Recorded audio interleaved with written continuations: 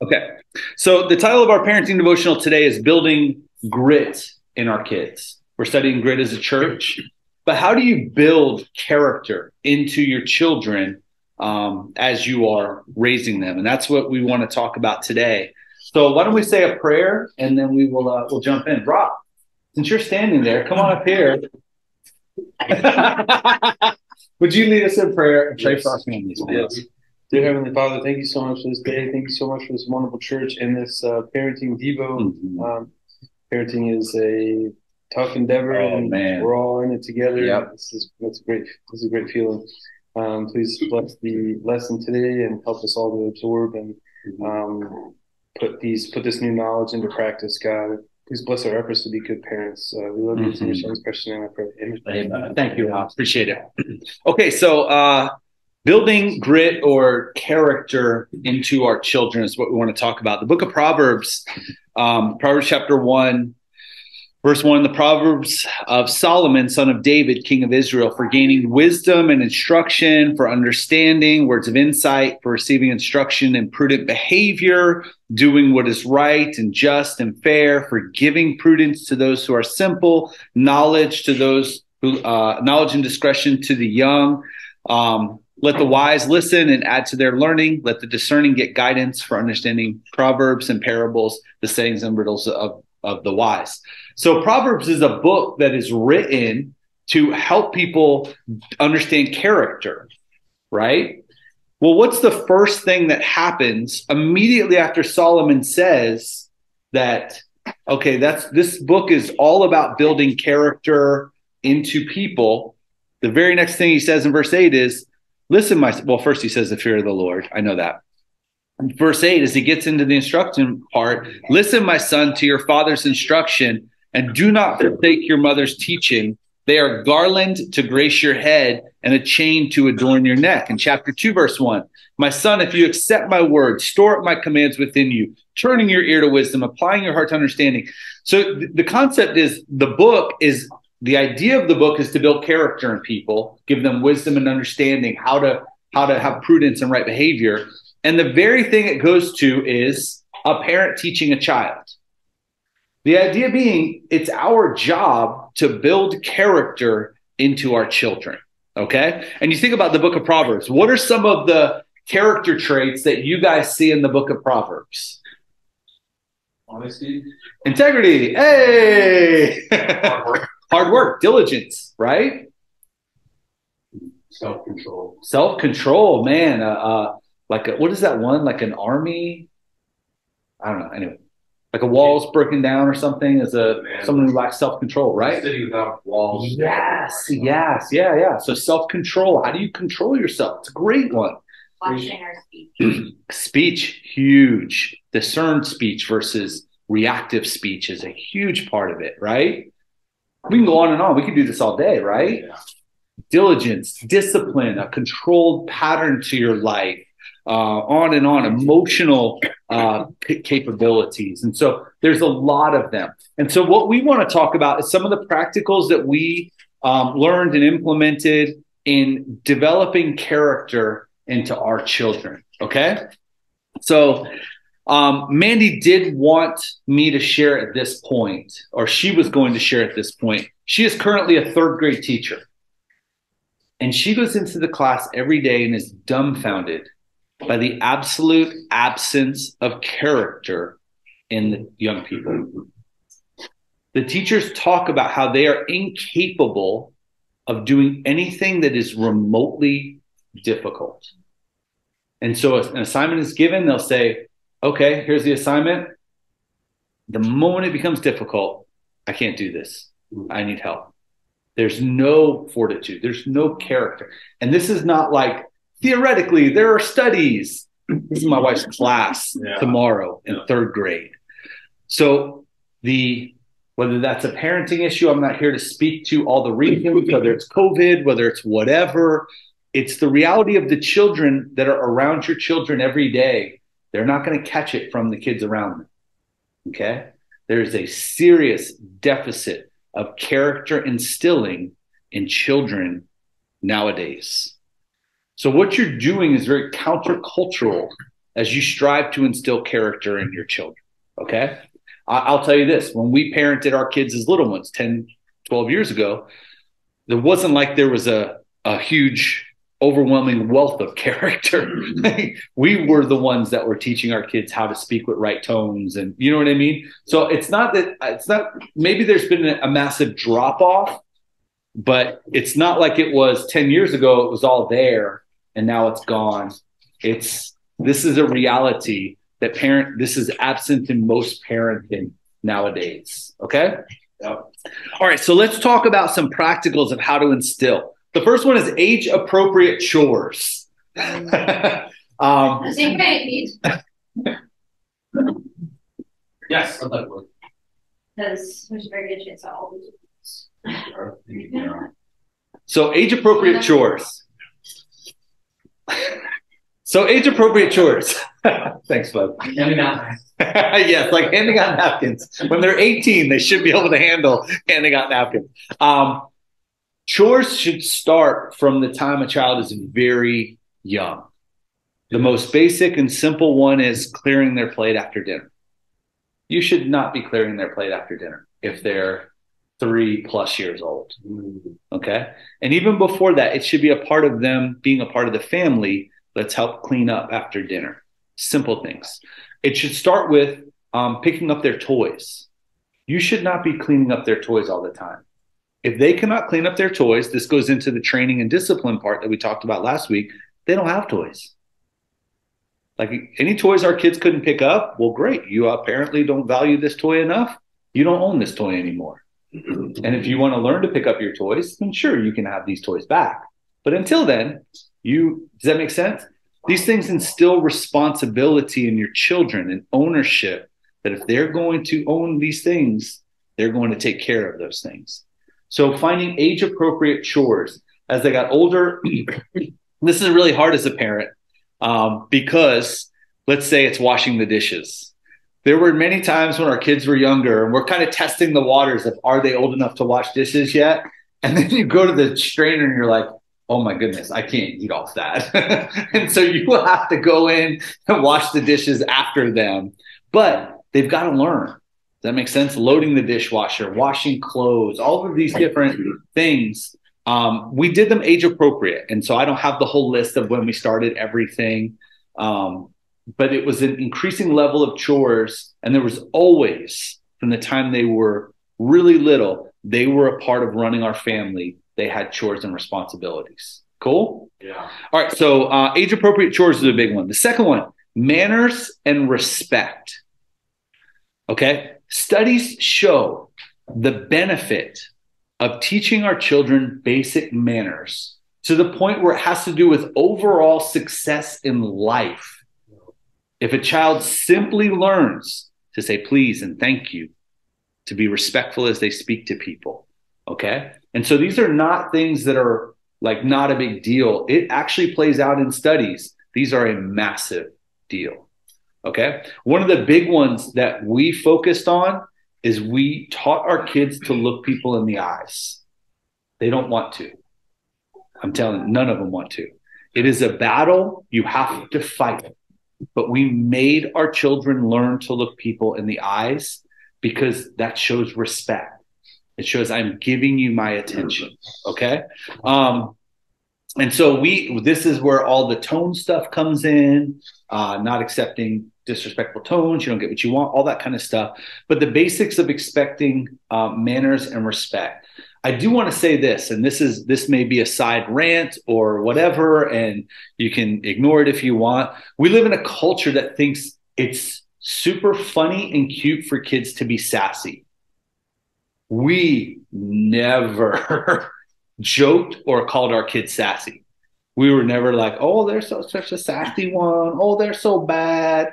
You might as well write that check. Because if you joke about it and you exalt it, of course they're going to be it. It's easy, right? And so our kids, like the idea of being sassy in our home is like, our kids won't do it. Like they're just like, they know that there's a line. We joke around like, whatever, but they know there's a line you don't cross. And that's about respect and manners and how you treat people. That is an important thing to instill in your children from the go. Cool? Yeah. Okay, so manners and respect. Do you guys have questions yet? That's great. Man. I kind of just have a list of practicals, so it is what it is. Okay, so this was a big one. Productive expectations. Kids have a lot of time, particularly on breaks or summers and that kind of stuff. And so we would sit with our kids and we would help them figure out things that they had to do that day. Like on your summer days, here's the 4 things you have to do. You need to spend time with God. You need to do something fitness related. You need to practice whatever your pursuit is. For me, it's twirl. For Kiara, it was golf, whatever it was. You need to, and we would set up times. And you need to, I don't know, play an instrument or read a book and we would set times where each of these days they knew there were productive things that were expected of them. Okay? We didn't just let whole days go by wasted, whole thing, you know what I mean? Like they knew what was expected of them and that productivity was a part of their life, even as a little child. Okay? So to put in context, we had a college student that lived with us at one point and saw us talking to our children at the beginning of a break about this. And the college student came to us and said, "Can you do that with me?" The person said, no one has ever taught me what to do with my time. This is a full-grown adult. This is a college student getting ready to go out into the working world as an adult, watching what I'm doing with my kids, saying, no one's ever helped me with that. Okay? And so helping your kids understand productivity, wasting days doing nothing, that's not okay. It's okay every now and again. Please, Sabbath. I love Sabbath. But you know when it's a Sabbath. That's not a lifestyle. Does that make sense? And so teaching your kids productive expectations as they move on in life, that will help them develop character and diligence. Yeah. Okay. Any questions about that? This is going to be the fastest parenting Devo in history. What's up, man? Okay. Valuing non-screen things. Valuing non-screen things. There's no way about it. There's no 2 ways about it. As a parent, one of the biggest battles we constantly fought was the pressure to put our kids in front of screens. Okay? How old to get them a phone? Man, they go to 3rd grade. Oh, so-and-so has a phone in 3rd grade. It's the reality.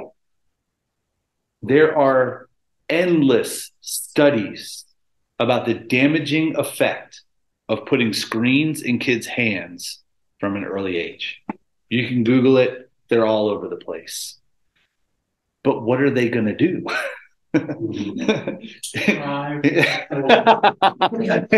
And this is part of where it's like, as a parent, how am I going to handle this? You have to provide things for them to do, things to engage in, and take away the screen opportunities. Does that make sense?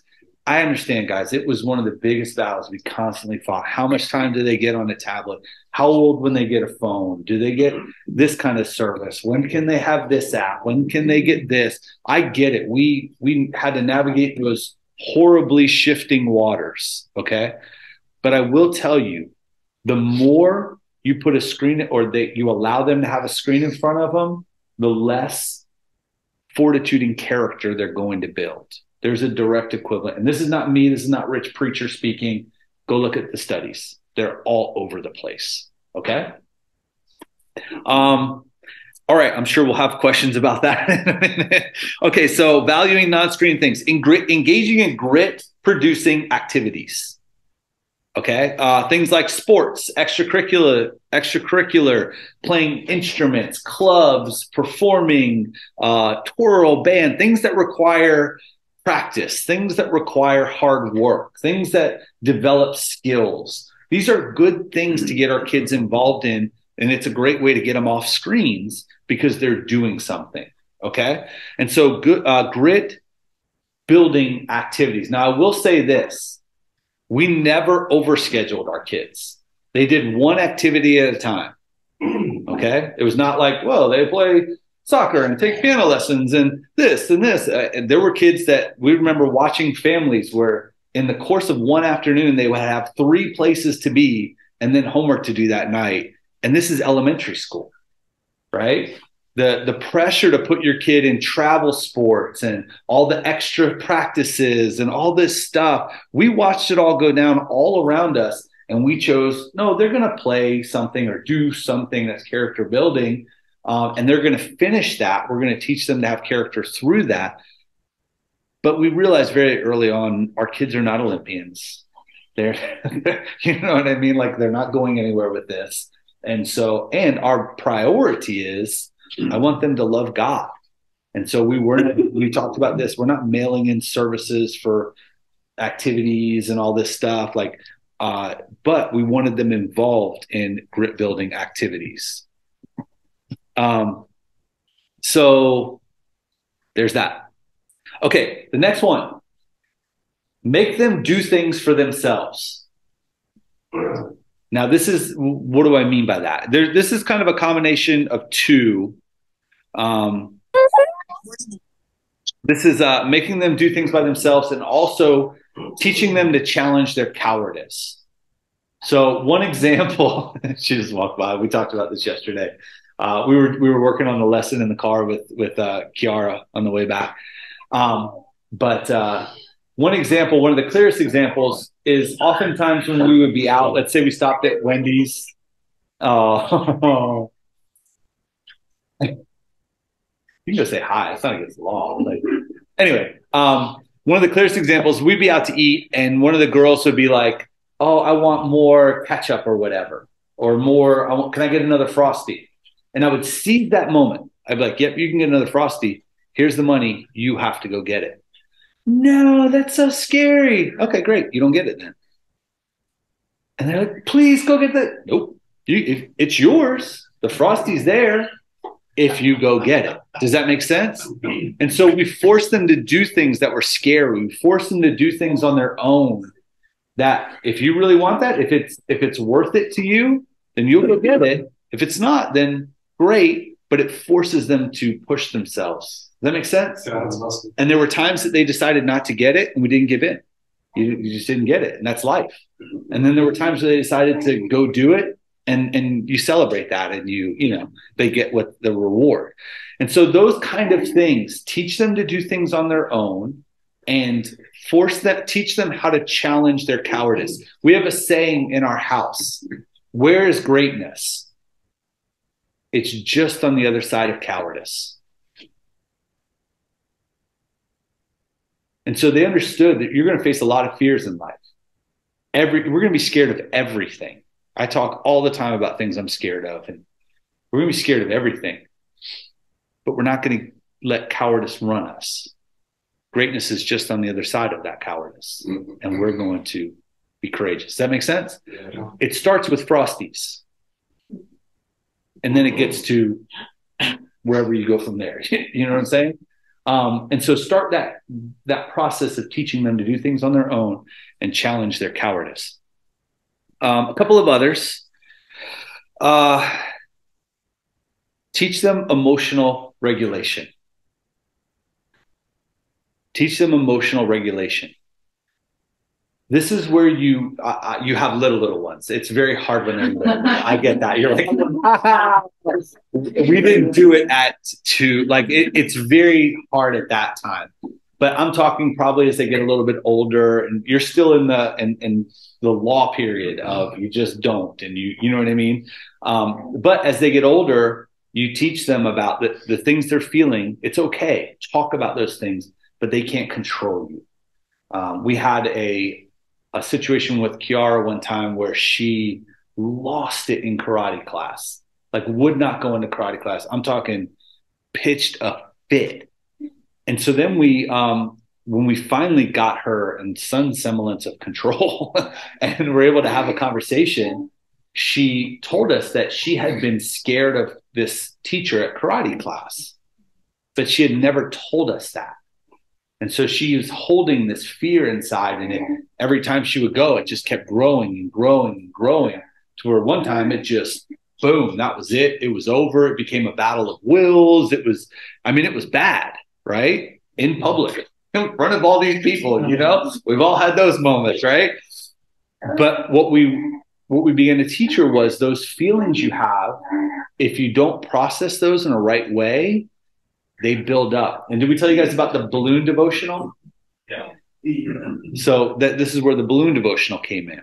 But you've got to start at a young age teaching your kids how to process emotions and how to work through emotions, so that as they get older, they learn that skill. Make sense? Okay, 2 more. 3 more.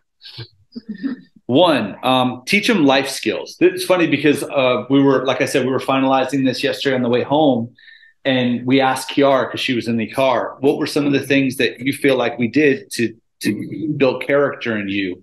And this was hers. She said, you taught me life skills. You taught me how to change a tire. You taught me how to use power tools. She said, I'm not scared to change my oil. The one she said was, you took us camping. You taught us how to live outdoors. She said, and then she wanted to say, if a zombie apocalypse happens, I'm 80% sure that I'll survive. And that's how a teenager processes life skills.